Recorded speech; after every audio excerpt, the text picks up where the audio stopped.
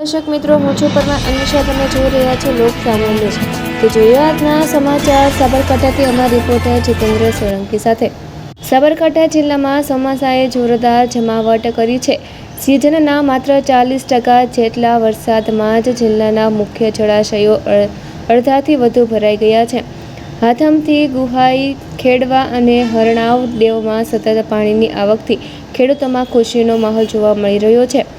આગામી રવિ સિઝન માટે સિંચાઈના પાણીની ચિંતા પણ હવે ઓછી થઈ છે.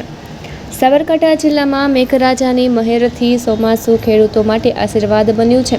જિલ્લામાં અત્યાર સુધીમાં સરેરાશ 39થી 40% જેટલો વરસાદ નોંધ્યો છે, જેના કારણે જિલ્લાના તમામ મુખ્ય જળાશયોમાં પાણીની આવક સતત વધી રહી છે.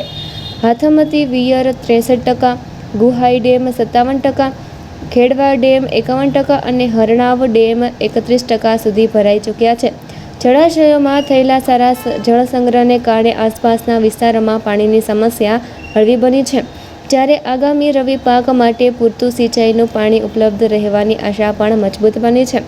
સારો વરસાદ અને પૂરતો જળ સંગ્રહ થતાં ખેડૂતોમાં નવી આશા જાગી છે અને ખેતીને લઈ ઉત્સાહનું વાતાવરણ જોવા મળી રહ્યું છે.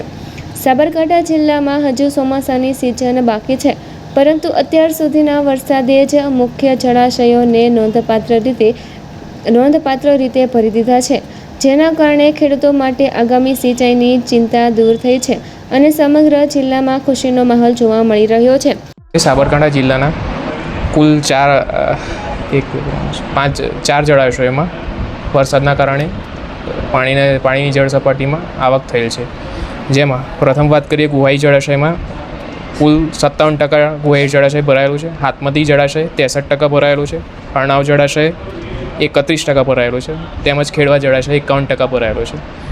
આમ ચાલુ ચોમાસામાં વરસાદની આવક થતાં જળાશયોમાં પાણીની આવક થતાં જળાશયોમાંથી રવિ સિંચાઈ માટેનું પાણી તેમજ આજુબાજુના ખેડૂતોને બોર રિચાર્જ થઈ શકે તે માટેનું ઉપલબ્ધ જથ્થો